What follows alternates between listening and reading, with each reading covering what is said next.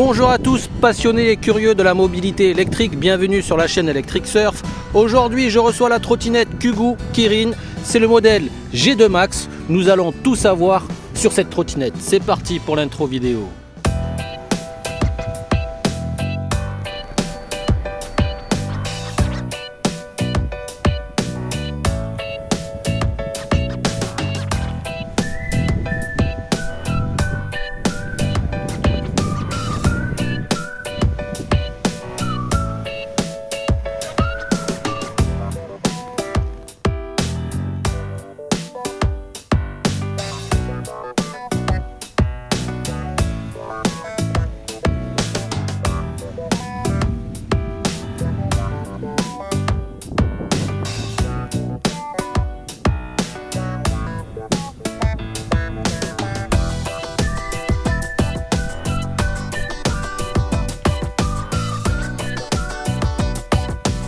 La Kugu G2 Max est équipée de suspension à l'avant comme à l'arrière. Je vous montre. À l'arrière, il s'agit de suspension à ressort.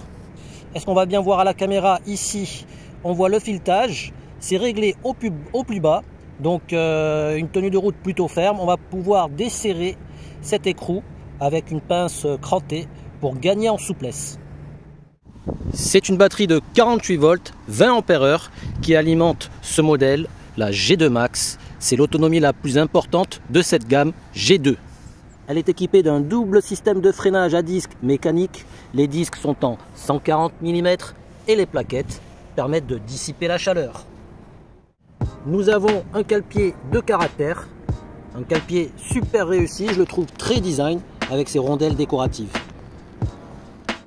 Le moteur est situé à l'arrière, moteur de 1000 watts. Avec une vitesse max annoncée sur papier de 55 km/h. Je crois que c'est l'un des rares modèles à avoir travaillé leur garde-boue. Regardez les motifs de finition, c'est moulé à l'arrière comme à l'avant.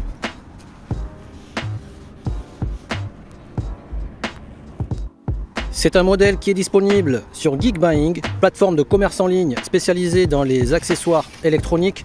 Je vous laisserai le lien en description de la vidéo pour que vous puissiez jeter un coup d'œil. La hauteur de la colonne est ajustable sur 3 niveaux différents, 1, 2 et 3. À titre personnel, je fais 1m72 et je le mets au milieu, ça me suffit. Au niveau du poste de conduite, on allume la trottinette à l'aide du contacteur à clé. Ensuite, on appuie 2 à 3 secondes sur le petit bouton en dessous de la gâchette. Voilà, l'écran va s'allumer. On a le compteur de vitesse, le voltage de la batterie, le mode de conduite. Mode 1, 2 jusqu'à 3 et les informations au niveau du kilométrage, odo et trip. Pour changer de mode, un simple clic sur le bouton, je passe en mode 2 et en mode 3 pour solliciter la Vmax. La charge max est de 54,6 volts représentant 100%. La charge nominale est de 48 volts représentant environ 55% et le cut-off est à 39 volts. Donc ralentissez la cadence à partir de 43-42 volts. Sur le côté gauche, on a le bouton on-off pour les phares. J'allume, j'éteins, les clignotants, droite-gauche et le klaxon. Je vous montre le phare avant, à quoi il ressemble.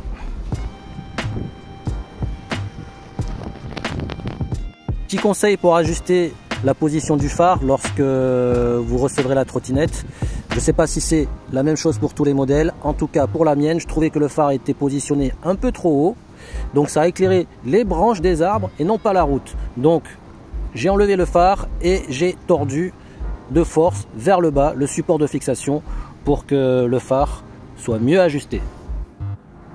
Levier de frein à gauche pour le frein à l'arrière et levier de frein à droite pour le frein à l'avant. Je vous montre le pliage de la trotte.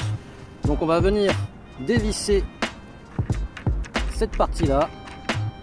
Ensuite, pour pouvoir baisser la colonne, on tire ici et elle peut se baisser. Au bout, je vous montre. On se rapproche. Ici, il y a le crochet qui va venir se crocheter contre la petite barre là-bas. Et pour cela, on desserre la colonne Ici, j'appuie et il va me falloir l'autre main pour rehausser la colonne avec le pied. Est-ce que je vais pouvoir y arriver? Oui, voilà. Et donc, voilà, ça se crochette et on peut la soulever. 31 kg tout de même. Le poids est à l'arrière. À deux mains, c'est plus simple. On a des pneus en 10 par 3, semi-off-road, l'idéal pour affronter tout type de chemin. Le deck est en silicone, très pratique pour le nettoyage, avec le logo et le nom du modèle imprimé. Petit plus, le port de charge est situé à l'avant, très pratique pour pouvoir la recharger, pas besoin de rechercher les ports de charge autour ou en dessous. Sans trop tarder, nous allons essayer la G2 Max. On va voir sa vitesse max, sa tenue de route, son confort et son agilité. Je vous donnerai mes impressions à la fin de la vidéo. Ok, c'est parti pour le test de la vitesse max. Gâchette pousse à fond. Let's go. 39 LCD, 40 LCD, 38 GPS. Il y a un petit écart. Position aérodynamique. Ça souffle pas mal, il y a du vent. 48, 47 LCD, 45 GPS. Toujours gâchette à fond. 50 LCD, 47 GPS. Et je relâche la gâchette.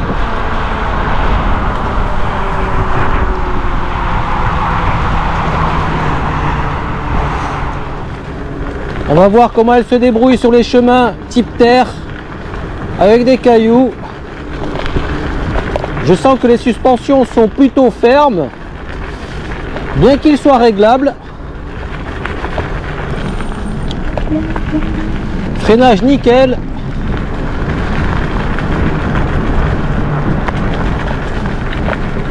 Ouais, ça va, ça va, ça va.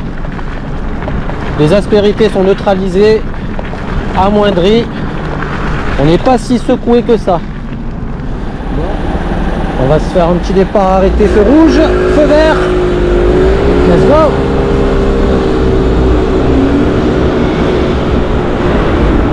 Accélération très linéaire.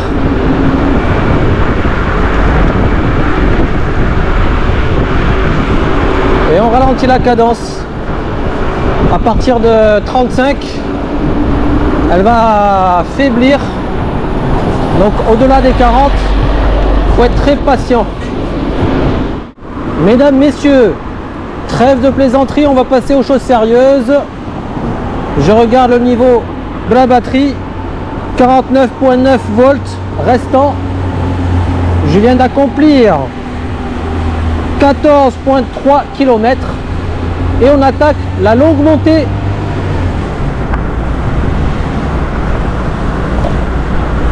Voilà, attention la portière.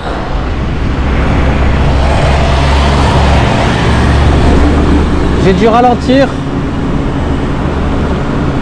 La montée s'accentue. 47,9 volts en consommation.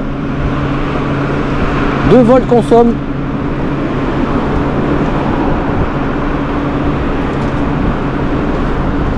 La vitesse affaiblie, mais au moins elle se stabilise.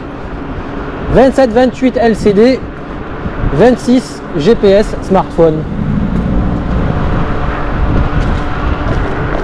Et on arrive au bout de la montée. On va faire la descente.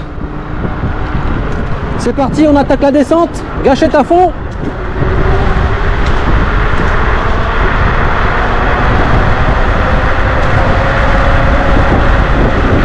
Je relâche. Voilà. On dépasse la vitesse max de la vitesse max qu'on a réalisée tout à l'heure. En descente. Double frein. Ça fonctionne bien. On est stoppé net. Un point très positif quand on a un double disque de frein. Comment se débrouille-t-elle sur les pavés? Nous allons voir ça ensemble. Malheureusement, je laisse suspension réglée au plus ferme. Merci. Le confort ne sera pas optimal. Raison pour laquelle je ressens les vibrations jusqu'au bout des oreilles. Donc si vous avez des boucles d'oreilles, elles vont se balancer. Voyons voir le klaxon en pleine circulation. Ah, ça résonne bien. On dirait un scooter. Pas mal. Je trouve la colonne de direction hyper souple. Ça m'a surpris un peu au début, mais il faut mettre le poids sur le guidon pour gagner en stabilité. Peut-être parce que j'ai l'habitude de piloter avec un amortisseur de direction sur ma trottinette. La direction est forcément plus rigide sur ma trottinette customisée que sur la Kugoo G2 Max. Voilà mes escaliers préférés pour le test de la montée. 31 kg. Est-ce que on aura des difficultés? Alors, une main sous le deck et une main sur la colonne. Je m'aide du genou. Malheureusement, le cale-pied derrière, il y a le feu stop en plastique rigide. Ça glisse sous les doigts et j'ai pas envie de briser ce plastique. Donc là, on est bien, pas de difficulté particulière.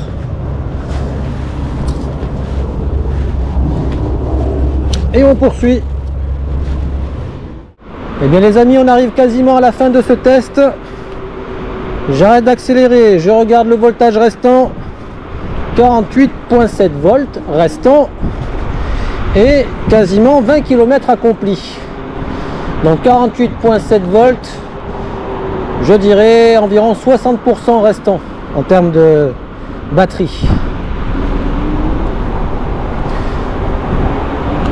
On va aller au point final et on va faire le débriefing. Eh bien, on arrive à la fin de ce test. Voyons voir la distance parcourue, 21,55 km et le voltage restant, 48,4 volts. J'arrête la course. Donc, ayons à l'esprit, pour un poids de l'utilisateur de 74-75 kg, on peut parcourir un bon 22 km.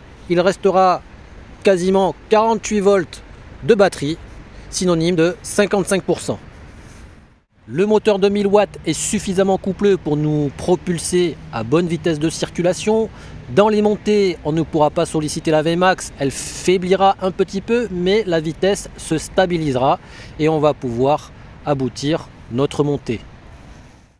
Les suspensions telles que c'est monté, je les trouve un peu fermes. Je ne sais pas si c'est le même montage pour tous les modèles, mais je vais certainement les assouplir pour gagner en confort.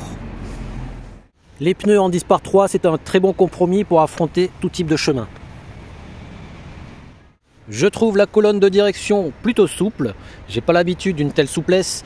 Il va falloir faire appui sur le guidon pour gagner en stabilité. Finalement, au niveau du deck, on va pas pouvoir exploiter toute la longueur parce que la banane est fixée de part et d'autre et on est contraint de poser le pied quasiment au milieu du deck. En finalité, je trouve la trottinette plutôt robuste. On pourra affronter tout type de chemin à condition d'assouplir les suspensions pour gagner en confort. Le moteur de 1000 watts est suffisant pour avoir une bonne vitesse de circulation. Sans oublier le cale-pied qui est une très bonne option. C'est le meilleur design que je trouve sur ce modèle-là. L'écran ajustable également très pratique pour avoir les informations en temps réel. Et sur ce les amis, je vous dis à bientôt. On se retrouvera pour une prochaine présentation. Prenez soin de vous et de vos trottinettes. Bye bye.